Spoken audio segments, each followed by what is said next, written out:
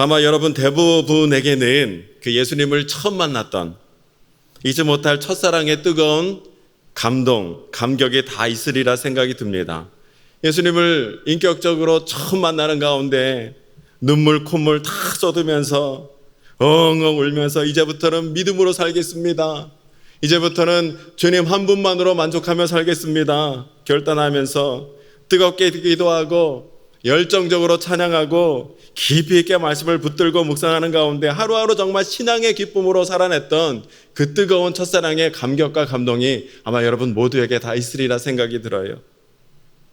그러나 여러분 세월이 조금씩 지나면서 또 세상을 힘겹게 살아가면서 어느덧 이 첫사랑의 기억과 감동이 점점 잊혀지면서 희미해지면서 살아가는 나의 모습을 보게 되지요. 당장 먹고 살아가야 하는 이 경제적인 문제도 있고 생업도 있고 자녀들도 키워야 되고 가정도 돌봐야 되고 또 여러 가지 문제와 관계와 어려움 가운데 이 숱한 수많은 삶의 문제들을 맞닥뜨려 해결하는 가운데 원하든 원치 않든 이 첫사랑의 신앙의 감동이 점점 약해지면서 하루하루 믿음의 명맥만을 유지하며 신앙생활하는 경우도 종종 있는 것을 보게 됩니다. 어떤 경우에는요, 이 첫사랑의 감동이 식어지는 데에서 끝나는 것이 아니라 아예 믿음 생활 포기하고 세상 사람들과 똑같은 모습으로 살아가는 성도들의 모습도 간혹 있는 것을 보게 됩니다. 오늘 여러분은 어떠십니까? 여전히 주님을 향한 그 뜨거운 감격과 감동으로 신앙생활 힘있게 잘 감당하고 계십니까? 아니면 나에게도 그런 때가 있었나 싶을 정도로 첫사랑의 뜨거움과 감격은 퇴색된 채 안타까운 마음으로 신앙생활을 하고 계십니까? 이 시간 간절히 바라기는 하나님께서 저와 여러분 모두에게 은혜를 베풀어 주셔서 주님과 처음 만났던 그 뜨거운 첫사랑의 감격과 감동이 결코 식어지지 아니하고 오히려 이전보다 더욱 사랑합니다. 믿음의 고백으로 신앙생활을 감당하는 저와 여러분 모두가 될 수 있게 되시기를 주님의 이름으로 축원합니다. 그런 의미에서 오늘 우리가 읽은 사도행전 19장은요, 우리가 끝까지 읽어봐야 되는데 시간 관계상 10절까지만 읽었습니다만 이 19장 말씀은 주님을 향한 첫사랑에 대해서 많은 것들을 우리에게 깨닫게 해주고 있는 말씀이에요. 성도가 어떻게 첫사랑이 시작이 되었는지, 그리고 그 첫사랑을 잃어버린 이유가 무엇인지, 그리고 그 첫사랑을 회복하기 위하여 우리에게 필요한 것이 무엇인지 많은 것을 말씀해주고 있는데 이것들을 우리 구체적으로 하나하나 살펴보면서 함께 은혜를 나누기를 원하는 거예요. 오늘 1절의 말씀을 보면 고린도 지역에 바울의 동역자 아볼로가 있기 때문에 사도 바울이 이제 고린도 지역의 목회를 이 아볼로에게 맡기고 사도 바울은 갈라디아 지방, 부르기아 지방 등 윗지방을 거쳐서 이제 에베소 사람들과 만나겠노라는 약속을 했기 때문에 그들을 만나기 위하여 에베소 지역에 도착한 것을 보게 됩니다. 그리고 에베소 지역, 에베소 교회 성도들을 그들을 만난 사도 바울은 에베소 교회의 성도들의 신앙생활이 어떠한가 알아보기 위하여 다음과 같이 질문을 했어요. 2절 상반절 말씀 함께 읽어보실까요? 시작. 이르되 너희가 믿을 때에 성령을 받았느냐? 에베소 교회 성도 여러분, 믿음 생활하실 때에 성령 받으셨습니까? 하고 사도 바울이 물어본 거예요. 그랬더니 에베소 교회 성도들이 뭐라고 대답합니까? 2절 하반절 시작. 이르되 아니라 우리는 성령의 계심도 듣지 못하였노라. 성령이요? 성령이 뭐래요? 듣지 못했다는 거예요. 안타깝게도 에베소 교회 성도들은 믿음 생활은 열심히 잘하고 있었지만 성령은 받지 못했다는 거예요. 그리고 그 성령을 받지 못한 이유에 대하여 뭐라고 말하고 있냐면 성령에 대하여 들어본 일이 전혀 없었다는 것이에요. 그들은 세례 요한으로부터 물 세례는 받기는 했지만 정작 세례 요한이 세례를 베풀면서 전했던 예수 그리스도, 또 예수 그리스도께서 약속하신 성령의 불 세례에 대해서는 전혀 모르고 있었다는 거예요. 정확하게 말하면 여러분 몰랐다기보다는 그들의 신앙적 관심이 예수님에게 있기보다는 지금 자신에게 세례를 베풀어주는 뭔가 있어 보이는 카리스마 있어 보이는 세례 요한에게 관심이 더 많았기 때문에 그들은 예수님에 대해서 성령의 세례에 대해서 지금 전혀 모르고 있었다는 것이죠. 여러분 세례 요한이 세례를 베풀면서 예수님에 대해서는 한마디도 하지 않고 자기 자신의 어떠함에 대해서만 얘기하는 그런 인물이었겠습니까? 아니에요. 전혀 그렇지 않아요. 마태복음 3장 11절의 말씀을 보면 세례 요한이 분명히 말씀하고 있습니다. 함께 읽어보겠습니다. 시작. 나는 너희로 회개하게 하기 위하여 물로 세례를 베풀거니와 내 뒤에 오시는 이는 나보다 능력이 많으시니 나는 그의 신을 들기도 감당하지 못하겠노라. 그는 성령과 불로 너희에게 세례를 베푸실 것이요. 아멘. 세례 요한은 분명히 세례를 베풀면서 예수님을 전했고 성령의 불세례에 대해서 언급을 했어요. 그런데 에베소 교회 성도들은 예수님보다는 당장 자신들의 눈앞에 보이는 세례 요한에게 더 관심을 갖느라 정작 예수 그리스도와 예수 그리스도께서 약속하신 성령의 불세례에 대해서는 전혀 모르고 있었다는 거예요. 신앙생활의 본질을 제대로 붙들지 못하고 믿음 생활을 하고 있었더라는 것이죠. 여러분, 우리 신앙생활의 본질과 관심은 항상 예수 그리스도에게 있어야 될 줄로 믿습니다. 우리의 믿음의 본질, 우리가 늘 바라보고 붙들어야 할 것은 오직 예수 그리스도, 예수 그리스도께만 우리의 관심과 이목이 집중되는 신앙생활을 우리가 해야 된다는 거예요. 어떤 교회 성도님, 서울의 어떤 교회 성도님들은 우리 교회 담임 목사님이 유명한 목사님이라는 거예요. TV에 나오는 목사님이라는 거예요. 그래서 그 목사님을 늘 자랑하는 거예요. 담임 목사님 자랑하는 게 잘못입니까? 그런데 거기서 멈춰서는 안 되는 거예요.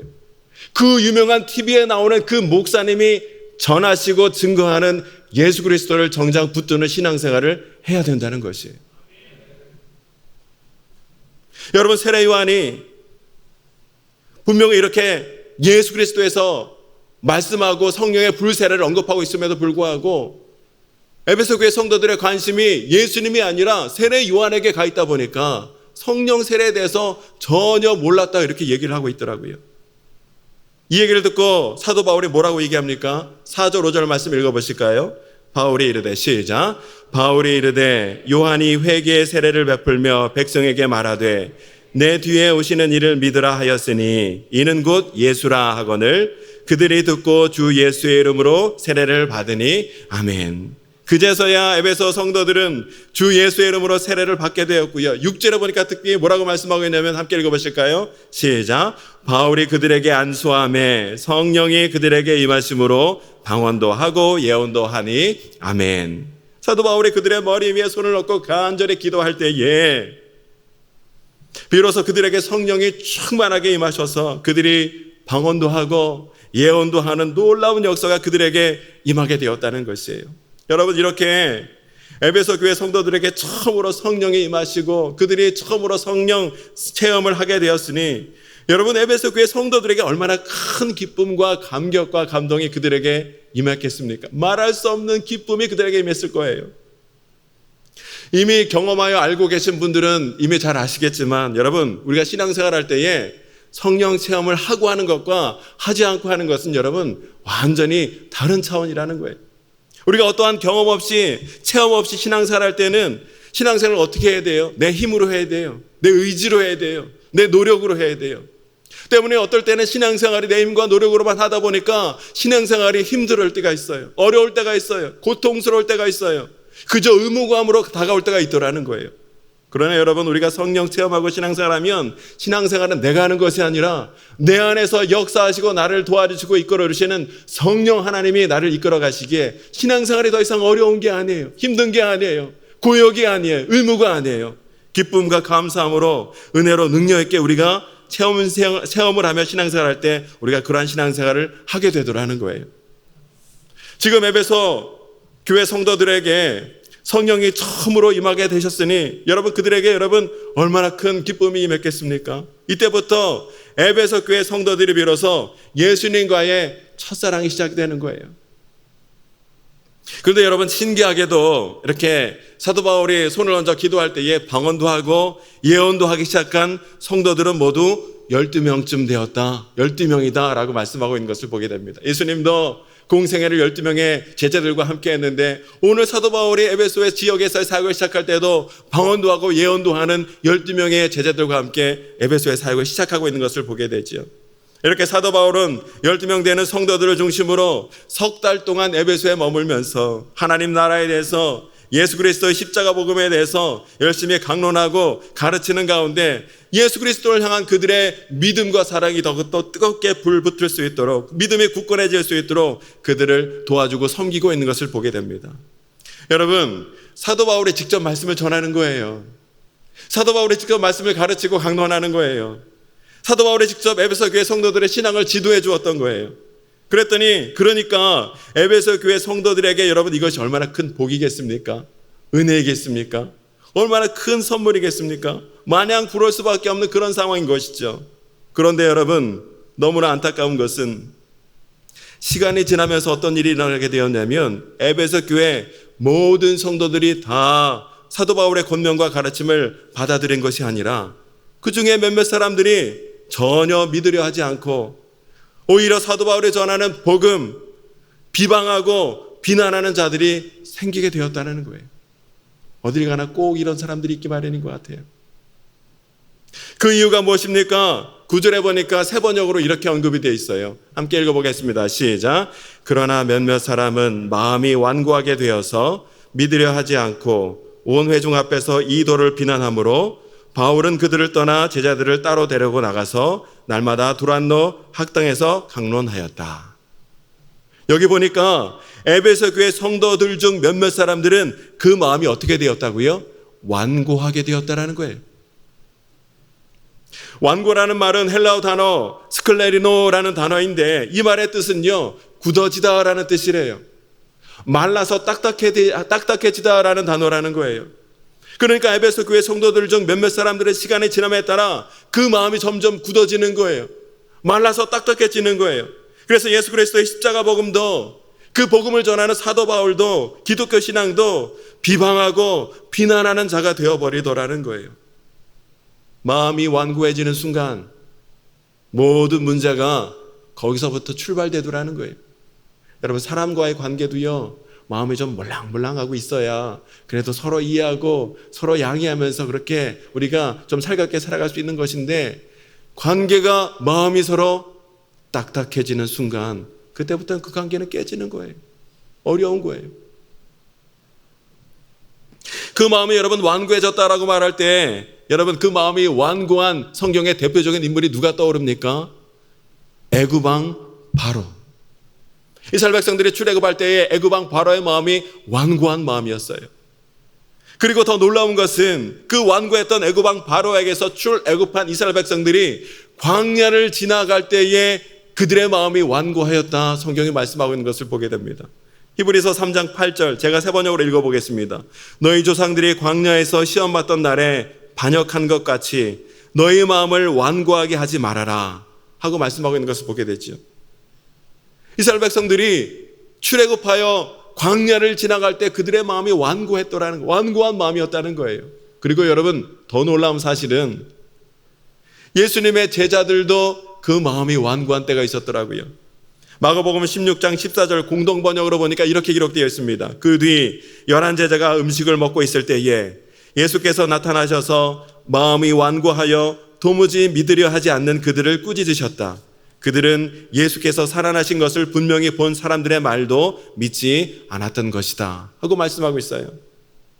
여러분, 여기서 우리가 무엇을 알 수 있냐면, 성경에서 말씀하는 완고한 마음은요, 하나님의 말씀을 더 이상 듣지 않으려는 태도를 가리키는 말씀인 거예요. 더 이상 하나님의 말씀을 삶의 중심으로 삼지 아니하고 하나님의 음성에 귀를 기울이지도 아니하고 그저 세상의 소리만 듣고 사람의 소리만 중요하게 생각하고 자신의 소리만을 자꾸 듣다 보니까 그 마음이 굳어지고 딱딱해지고 완고한 마음이 되더라는 거예요. 그리고 그런 마음은, 완고한 마음은 반드시 죄의 유혹으로 연결되고 생명으로부터 떠나는 데까지 나아가게 되더라는 것이죠. 에베소서 4장 17절, 18절 세 번역에 이렇게 번역이 되어 있는데 함께 읽겠습니다. 시작. 그러므로 나는 주님 안에서 간곡히 권고합니다. 이제부터 여러분은 이방 사람들이 허망한 생각으로 살아가는 것과 같이 살아가지 마십시오. 그들은 자기 속에 있는 무지와 자기들의 마음의 완고함 때문에 지각이 어두워지고 하나님의 생명에서 떠나 있습니다. 여러분, 우리가 주님을 향한 처음 사랑을 잃어버리게 되는 첫 번째 이유는 그 마음이 완고하기 때문이라는 거예요. 성도가 하나님 말씀이 아니라 세상 사람들이 살아가는 똑같은 생활 방식, 허망한 똑같은 생각으로 세상을 살아갈 때에 성도의 마음은 완고해질 수밖에 없더라는 것이. 그리고 완고한 마음이 있을 때 하나님과의 처음 사랑은 당연히 식어질 수밖에 없더라는 것이. 여러분, 식어지는 것이 문제가 아니라 지각이 어두워지는 가운데 하나님의 생명까지 떠나가는 것이 문제가 되고 있더라는 것이죠. 완고한 마음이야말로 우리의 신앙을 무너뜨리고 망가뜨리는 아주 주된 주범이 되고 있더라는 것입니다. 오늘 여러분, 내가 신앙생활할 때에 내 입술에서 감사와 찬양이 계속 흘러나오는 것이 아니라 자꾸만 원망하고 불평하고 그런 말만 계속 나온다면 그 원인이 무엇 때문이에요? 오늘 내 귀에 생명과 진리 되신 하나님의 말씀이 더 크게 들리는 것이 아니라 사람의 말, 세상의 말, 내 생각과 판단, 내 의, 이런 것들이 내 귀에 더 크게 들릴 때 우리의 삶에서는 계속 원망과 불평만 나올 수밖에 없더라는 거예요. 여러분 주변에서 가만히 살펴보십시오. 교회에 대해서, 목회자에 대해서, 지체 동료에 대해서 자꾸만 불평하고 불만하고 원망 쏟아내는 사람이 있다면 그 사람을 가만히 살펴보면 삶의 기준이 하나님의 말씀이기보다는 자신의 의가, 자신의 생각이, 자신의 판단이 늘 앞서는 가운데 그것이 삶의 기준인 사람일 확률이 큰 것을 우리가 보게 되는 거예요.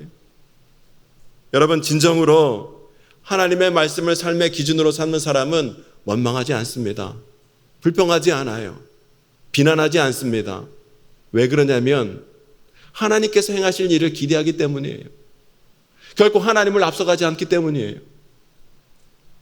9절에 어떤 사람들은 마음이 굳어 순종하지 않고 무리 앞에서 이 도를 비방하거늘 바울이 그들을 떠나 제자들을 따로 세우고 두란노 소원에서 날마다 강론하니라, 이렇게 말씀하고 있죠. 참 대조적인 모습이에요. 한편의 부류의 사람들은 자신의 생각과 판단을 앞세우는 가운데 원망하고 불평하고 비난하고 판단하기에 여념이 없는 반면 사도 바울과 제자들은 어떻게 해요? 그들은 더욱더 하나님 말씀을 붙들며 하나님 말씀대로 살려고 노력하는 모습을 우리가 보게 되는 것이죠. 사도 바울은 마음이 완고해진 사람들을 떠나 제자들을 따로 데려가서 두란노 소원에서 날마다 말씀을 강론하며 가르치고 제자들은 그 말씀을 듣고 붙들었다라는 거예요. 여러분, 사도 바울의 그 마음이 완고해진 사람들과 싸우려 하지 않고 말씀을 강론한 일에 집중했던 것은 여러분 정말 탁월한 선택, 지혜로운 결정이었어요. 왜냐하면 마음이 딱딱해진 사람들과 싸우느라 자신의 사역에 시간과 열정을 다 낭비해버린다면 정작 하나님의 말씀을 듣고 하나님의 말씀을 사모하는 가운데 배우고 싶었던 그 제자들마저 놓치는 꼴이 되어버리기 때문에 이것은 너무나 안타까운 일이 되어버릴 수밖에 없더라는 것이죠.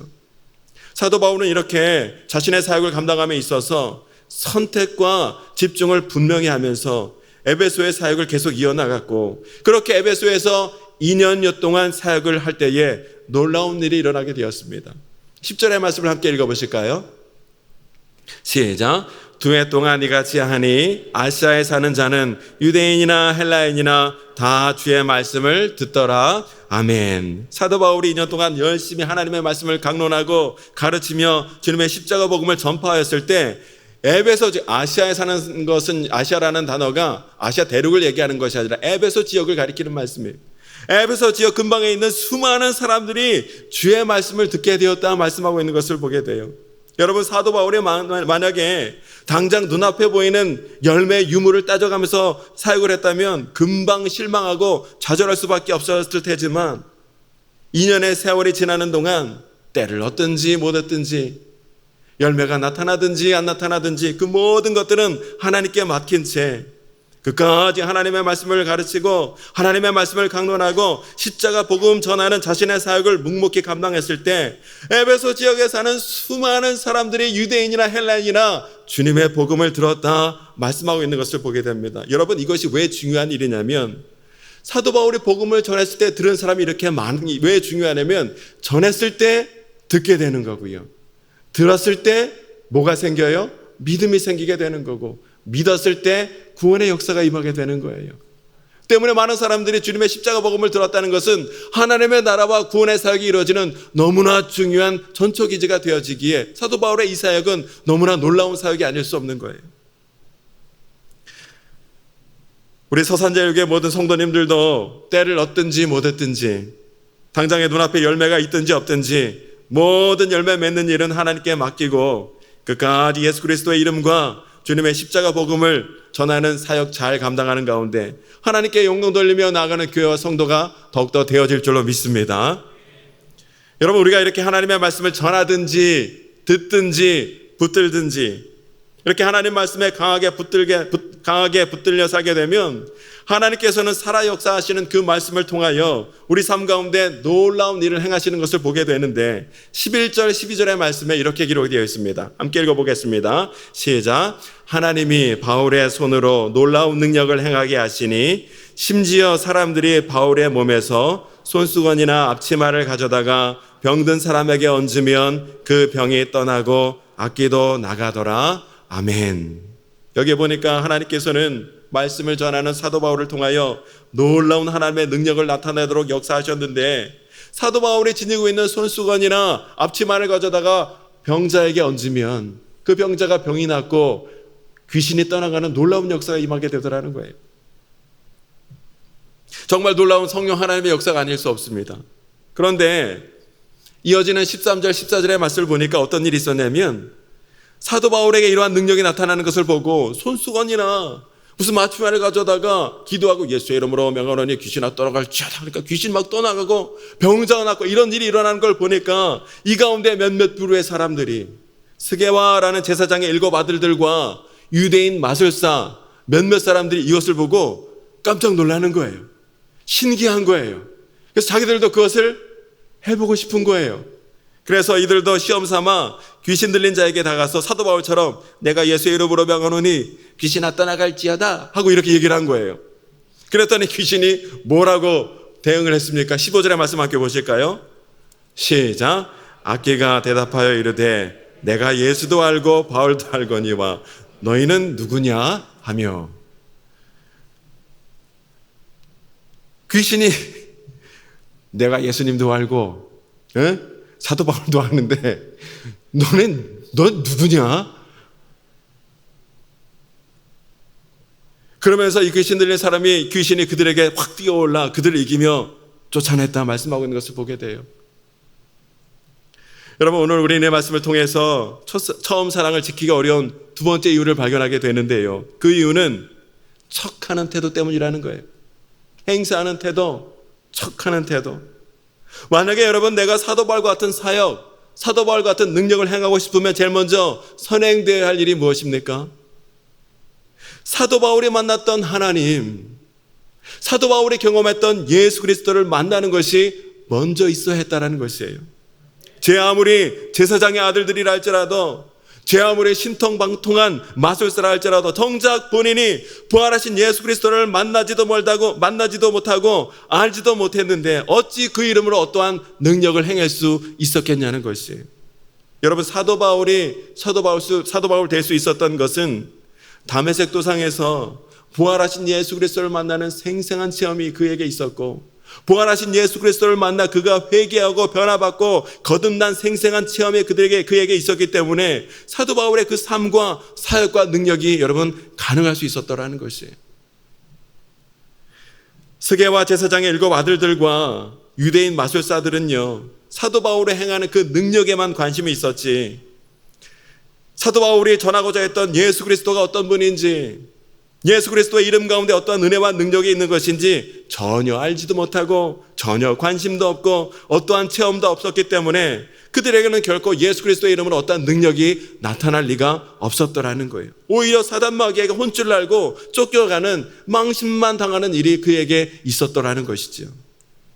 신앙생활에 있어서 척하는 태도, 있는 척, 아닌 척, 척하고 행사하는 태도로는 어떠한 능력이나 어떠한 열매가 나타날 수 없고 오히려 우리의 신앙생활을 망가뜨리고 무너뜨리고 점점 하나님과 멀어지게만 만드는 것이다라는 것을 오늘 우리가 붙들어야 되는 것이에요. 여러분, 우리가 신앙생활 하다가 때로는 거친 세상에서 실패하여 믿음을 잃어버릴 때도 있어요. 신앙생활 뜨겁게 잘하다가 이런저런 이유로 믿음이 약해지고 흔들릴 때도 얼마든지 우리가 경험하게 되는 거예요. 그러나 문제는 내 믿음이 약해지고 내 믿음이 흔들리는 것이 문제가 아니라 믿음이 약하고 믿음이 흔들리는 때를 살고 있음에도 불구하고 아닌 척, 있는 척, 충만한 척 하며 신앙생활을 한다면 그것이 바로 우리 신앙생활을 무너뜨리는 문제가 되고 있다는 것이죠. 그러한 신앙생활로는 어떠한 열매도 은혜도 능력도 나타나지 못하게 되며 점점 주님을 향한 우리의 첫사랑을 멀어지게 만들 뿐이라는 거예요. 때로 믿음이 약해지고 때로 믿음이 흔들리고 있다면 그때 우리는 어떻게 해야 됩니까? 우리는 더 이상 그때 아무렇지도 않은 척, 믿음이 충만한 척, 척하는 신앙생활이 아니라 있는 모습 그대로 우리는 우리 하나님 앞에 나아갈 수 있어야 된다는 것이에요. 왜 그렇습니까? 하나님은 우리의 모든 것을 다 아시기 때문이에요. 지금 내 심령에 내 마음의 상태가 어떠한지, 내 심령의 믿음이, 내 심령 가운데 말씀이, 은혜가, 성령이 어떠한지 우리 하나님은 다 아시기 때문에 우리는 그 하나님께 있는 모습 그대로 나아갈 수 있어야 된다는 것이. 믿음이 약해졌을 때 있는 모습 그대로 정직히 우리 하나님께 나아간다면 하나님은 그러한 나를 책망하시는 하나님이 아니라 오히려 나를 위로하시고 나를 일으켜주시는 가운데 새로운 은혜와 능력으로 충만하게 태워주시는 은혜를 허락하여 주실 줄로 믿습니다. 진실된 마음으로 우리가 주님의 얼굴을 구하며 나아가면 하나님은 우리가 처음 사랑을 회복할 수 있도록 하나님은 도와주시고 우리에게 은혜를 내려주시는 분이라는 거예요. 때문에 여러분 흔들리고 연약해진 믿음으로 신앙생활을 하고 있는 분이 있다면 오늘이라도 있는 모습 그대로 우리 하나님의 얼굴을 구하며 나갈 수 있는 은혜가 있게 되시기를 다시 한번 주님의 이름으로 축원합니다. 여러분 이렇게 사도 바울과 제사장의 아들들과 마술사들 사이에 어떤 것이 진짜 능력인지 어떤 것이 진짜 믿음인지 드러나게 되니까 여러분 어떤 일이 일어나게 되었냐면 17절로 19절의 말씀을 함께 보실까요? 함께 읽겠습니다. 시작. 에베소에 사는 유대인과 헬라인들이 다 이 일을 알고 두려워하며 주 예수의 이름을 높이고 믿은 사람들이 많이 와서 자복하여 행한 일을 알리며 또 마술을 행하던 많은 사람이 그 책을 모아 가지고 와서 모든 사람 앞에서 불사르니 그 책값을 계산한 즉 은 5만이나 되더라. 아멘. 이 일이 있은 후에 성도가 된 많은 사람들이 와서 완고한 마음을 내려놓는 거예요. 척했던 행동을 다 포기하는 거예요. 그리고 와서 누가 시키지도 않았는데 그들이 자신이 그동안 행했던 모든 죄를 다 고백하는 가운데 회개하는 놀라운 일이 그 가운데 일어나게 되더라는 거예요. 특별히 여러분 19절의 말씀 보니까 제가 한번 다시 읽어보겠습니다. 또 마술을 행하던 많은 사람이 그 책을 모아 가지고 와서 모든 사람 앞에서 불사르니 그 책값을 계산한 즉 은 5만이나 되더라. 여러분 마술사들에게 있어서 마술 서적은요 그들의 전부예요. 삶의 생계 수단이에요. 너무나 소중하고 중요한 것들이에요. 그런데 그들이 주 예수의 이름을 알고 그 능력을 경험하게 되니까 그동안 자신들이 애지중지 소중하게 붙들어왔던 그 모든 마술 서적들, 은 5만원치가 되는 그 모든 마술 서적들을 과감하게 결단하면서 사람들 앞에서 한순간에 다 불태워버리고 있더라는 것이죠. 예수 그리스도를 믿는 믿음이 제대로 들어가기만 하면 우리 삶 가운데 놀라운 변화와 결단이 있게 됨을 오늘 우리에게 말씀해 주는 대목인 거예요. 어제까지 옳다고 생각하고 어제까지 귀하다고 붙들었던 그 어떤 것이라 할지라도 예수 그리스도 십자가 복음의 능력이 그 심령을 관통하니까 모든 것을 한순간에 다 분토같이 여기고 포기하고 내려놓는 역사가 그 삶 가운데 있게 되더라는 것이. 여러분 이 일의 대표적인 인물이 바로 사도 바울 그 자신 아니었습니까? 사도 바울은요 태어난 지 8일 만에 할례를 받은 자예요. 이스라엘 민족 가운데서 베냐민 지파였어요. 히브리인 가운데 히브리인이었어요. 율법으로는 바리새파 사람이요 열심으로는 교회를 박해하는 자요 율법의 의로는 결코 흠잡을 수 없는 자, 그리고 당시의 석학 가말리엘 문화에서 공부했던 세상적으로 신앙적으로 그 어느 것 하나 빠질 것 없는 대단한 배경을 가진 사람이 바로 이 사도 바울이었죠. 그러나 그랬던 그가 부활하신 예수 그리스도를 만나고 십자가 복음의 은혜와 능력을 그가 깊이 깨닫고 되니까 어떤 고백을 쏟아냅니까? 빌립보서 3장 7절로 9절의 말씀을 함께 읽도록 하겠습니다. 시작. 그러나 무엇이든지 내게 유익하던 것을 내가 그리스도를 위하여 다 해로 여길 뿐더러 또한 모든 것을 해로 여김은 내 주 그리스도 예수를 아는 지식이 가장 고상하기 때문이라. 내가 그를 위하여 모든 것을 잃어버리고 배설물로 여김은 그리스도를 얻고 그 안에서 발견되려 함이니 내가 가진 의는 율법에서 난 것이 아니요 오직 그리스도를 믿음으로 말미암은 것이니 곧 믿음으로 하나님께로부터 난 의라. 아멘. 여러분, 이 말씀 가운데 처음 사랑을 지키기 어려운 세 번째 이유를 발견하게 되는데요, 그 이유는 바로 버리지 못하기 때문이라는 거예요. 포기하지 못하고 내려놓지 못하기 때문이라는 거예요. 분명히 버렸어야 함에도 불구하고 아직도 버리지 못한 것이 있다면, 내려놨어야 함에도 불구하고 아직도 내려놓지 못하고 붙들고 있는 것이 있다면, 그것이 바로 우리 주님과의 첫사랑의 마음을 지키지 못하는 원인이 되고 있더라는 것이죠. 여러분, 사도 바울이 여전히 자신의 이 출생 배경, 가문, 학문, 세상의 조건을 붙들면서 여전히 이것에 얽매여 있었다면 아마 우리가 알고 있는 사도 바울은 결코 존재하지 않았을 거라는 거예요. 여러분, 사도 바울이 가지고 있던 그 모든 세상의 자랑거리와 조건들을 사도 바울은요, 사도 바울은 사도 바울이니까 얼마든지 그건 포기했겠지, 여러분 그렇게 생각하면 전혀 그렇지 않다는 거예요. 결코 그렇지 않다는 거예요. 사도 바울도 우리와 똑같은 성정을 가진 자이기 때문에 세상의 그 귀한 것들 한순간에 다 포기하고 내려놓는 것, 사도 바울에도 결코 쉬운 일은 아니었을 거라는 것이에요. 그러나 사도 바울은요, 부활하신 예수 그리스도를 만나 예수님으로 인하여 새 생명을 얻고 보니 세상보다 예수 그리스도가 너무나 더 귀하였기에 예수 그리스도를 위하여 그 모든 것을 이제는 배설물과 같이 여기고 그 모든 것들 내려놓고 포기할 수 있게 되었더라는 거예요. 여러분, 오늘 저와 여러분도 마찬가지 아닙니까? 오늘 저와 여러분들도 나를 살리시고 구원하시기 위하여 십자가에 피 흘려 대신 죽기까지 나를 사랑하시고 나를 구원하여 주신 그 예수 그리스도의 그 사랑과 은혜를 생각한다면 그 예수님 앞에서 여전히 버리지 못하고 여전히 포기하지 못할 것이 무엇이 있겠냐는 것이에요. 여러분, 한번 스스로 질문해 보시기 바랍니다. 스스로에게 물어보시기 바라요. 나는 주님을 위하여 내가 분명히 내려놓고 포기해야 했음에도 불구하고 여전히 내가 붙들고 있는 것이 무엇이 있는가? 나는 왜 그것을 여전히 내려놓지 못하고 붙들고 있는 것인가? 베드로가 예수님께 이렇게 말한 적이 있습니다. 누가복음 18장 28절에 보니까 베드로가 여짜오되 보옵소서 우리가 우리의 것을 다 버리고 주를 따랐나이다. 예수님, 저희는요 모든 거 다 버리고 지금 예수님 따르고 있어요. 예수님 아시지요? 그러나 여러분, 실상은 하나도 버리지 못한 상태였다는 거예요. 뭘 보고 알 수 있어요?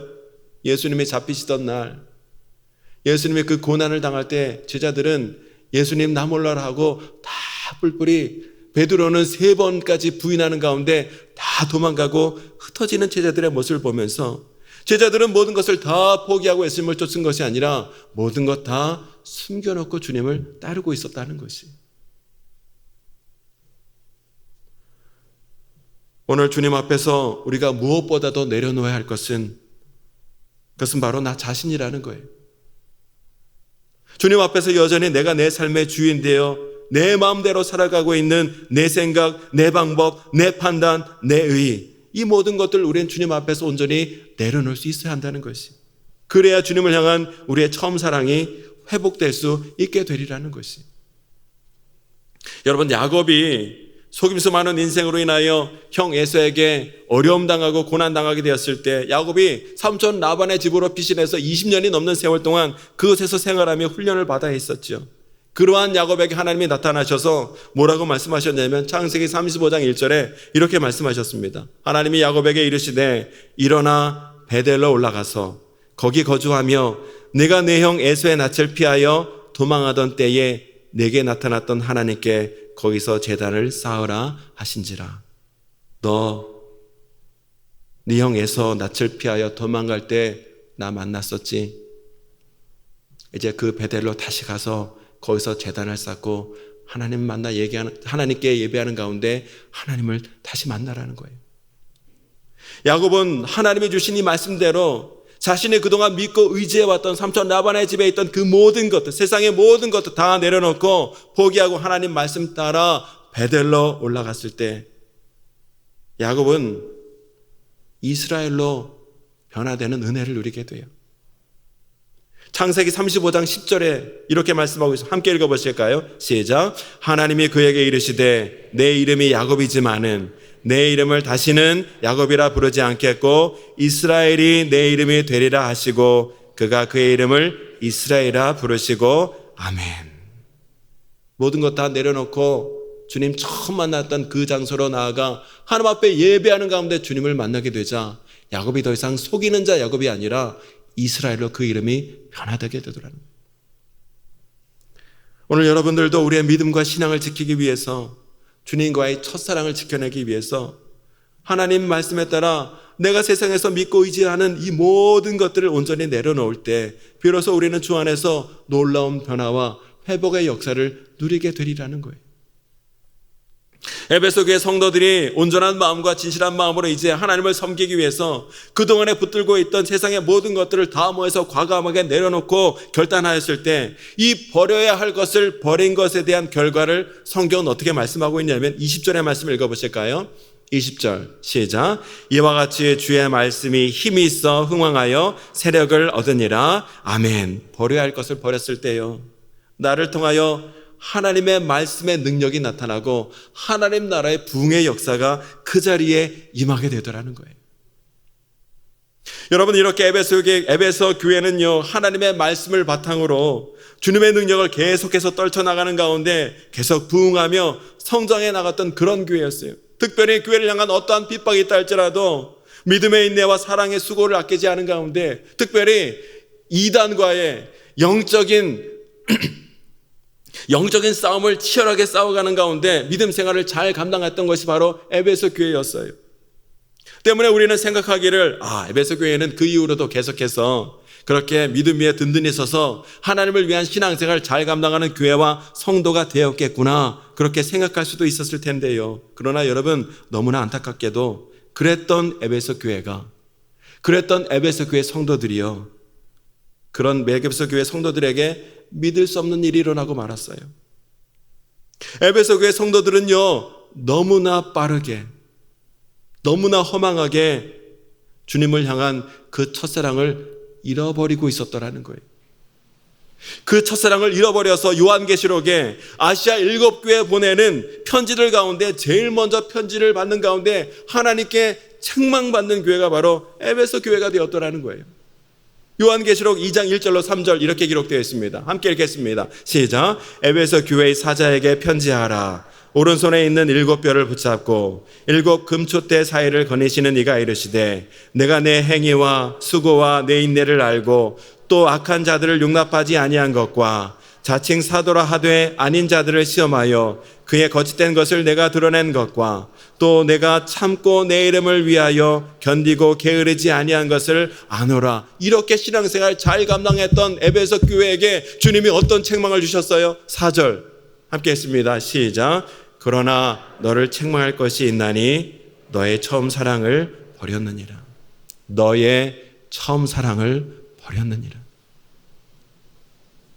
에베소 교회는 주님을 위하여 인내했어요. 수고했어요. 헌신했어요. 믿음의 선한 싸움도 잘 감당했어요. 그래서 하나님께서 주목하시고 인정하시고 칭찬하시는 그런 교회였어요. 그런데 그런 에베소 교회가 하나님께 지금 책망받고 있는 이유가 무엇이라고요? 너의 처음 사랑을 버렸느니라. 너의 처음 사랑을 버렸느니라. 혹시 여러분, 이 말씀이 오늘 나에게 주시는 하나님의 음성으로 들리지는 않으십니까? 네가 아무리 많은 일을 지금 하고 있다 할지라도, 너의 직분이 어떠하다 할지라도, 네가 교회에서 어떤 일을 한다 할지라도 너의 처음 사랑을 버렸느니라. 그러나 여러분, 하나님은 오늘 이 말씀을 에베소 교회 성도들에게 너의 처음 사랑을 버렸느니라 책망만 하시기 위하여 지금 하시는 이 말씀을 주고 있는 것이 아니었어요. 정작 이 말씀을 통해서 하나님이 에베소 교회 성도들에게 하고 싶은 말씀이 무엇이에요? 너희는 다시 나를 향한 너희의 처음 사랑을 회복하라는 거예요. 그러면서 그 처음 사랑을 버린 에베소 교회 성도들이 어떻게 하기를 원하시는가? 요한계시록 2장 5절에 이렇게 기록되어 있습니다. 함께 했습니다. 시작. 그러므로 어디서 떨어졌는지를 생각하고 회개하여 처음 행위를 가지라. 만일 그리하지 아니하고 회개하지 아니하면 내가 내게 가서 내 촛대를 그 자리에서 옮기리라. 여러분, 이 말씀을 우리가 읽을 때 이 말씀의 방점, 이 말씀의 촉점, 이 말씀의 강조점을 우리가 뒷부분에 둬서는 안 돼요. 내가 가서 내 촛대를 옮기겠노라. 이 책망의 말씀에 우리의 말씀의 강조점이 아니라 앞부분에 우리는 강조점을 두고 읽어야 되는 거예요. 그러므로 어디서 떨어졌는지를 생각하여 어디서 떨어졌는지를 생각하고 회개하여 처음 행위를 가지라. 그래서 나를 향한 너의 처음 사랑을 회복하라 하는 하나님의 간곡한 마음이 담긴 축복의 말씀인 줄로 믿습니다. 오늘 이 말씀이요, 저와 여러분의 귀와 심령에 크고 분명하게 들리는 말씀이 되길 원해요. 이 말씀을 다시 한번 우리가 든든하게 붙드는 말씀이 되길 원해요. 그래서 우리 주님과 나누는 어떤 그 처음 사랑의 뜨거운 은혜와 감격이 회복되어지는 기쁨이 우리에게 있게 되길 원합니다. 하나님은요, 오늘 저와 여러분들이 주님을 향한 그 처음 사랑 잃어버리지 아니하고, 혹여나 그 사랑을 잃어버렸다 할지라도 그 뜨겁고 순수했던 처음 사랑을 회복하는 가운데 주님께 나오기를 원하시고 기다리고 계신다는 거예요. 혹여나 저와 여러분들의 심령 가운데 완고한 마음이 있다면 그 완고한 마음을 고칠 수 있도록 하나님은 더욱더 하나님의 음성과 말씀을 붙들기를 원하고 계시고, 혹여나 우리가 믿음이 연약해져 있다면 더 이상 척하는 태도가 아니라 있는 모습 그대로 주님의 얼굴을 구하며 하나님은 나오기를 원하시고, 혹여나 우리가 여전히 내려놓지 못하고 포기하지 못한 것이 있다면 예수 그리스도를 온전히 바라보는 가운데 그 모든 것들 온전히 내려놓기를 우리 주님은 원하시는 줄로 믿습니다. 그러할 때 주님을 향한 우리의 처음 사랑이 회복되어서 하루하루 억지로 감당하는 신앙생활이 아니라 기쁨과 소망 가운데 은혜와 능력 가운데 충만함으로 신앙생활을 감당하여 하나님 앞에 영광 돌리는 성도로 나아가게 될 줄로 믿습니다. 오늘 저와 여러분의 주님을 향한 처음 사랑이 온전히 회복되어서 날마다 주님과 함께 기쁨과 영광으로 신앙생활 잘 감당하는 저와 여러분 모두가 될 수 있게 되시기를 다시 한번 주님의 이름으로 축원합니다. 기도하겠습니다.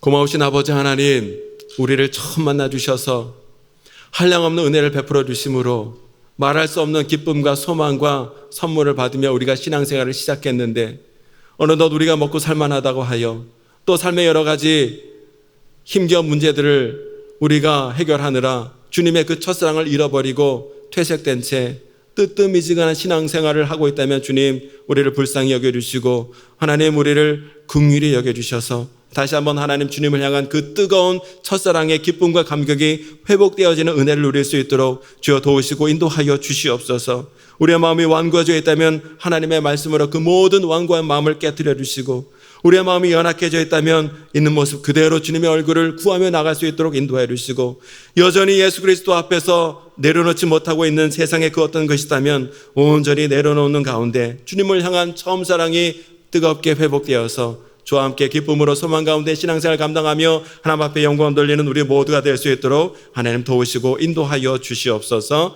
감사드리며 예수님의 이름으로 기도합니다. 아멘.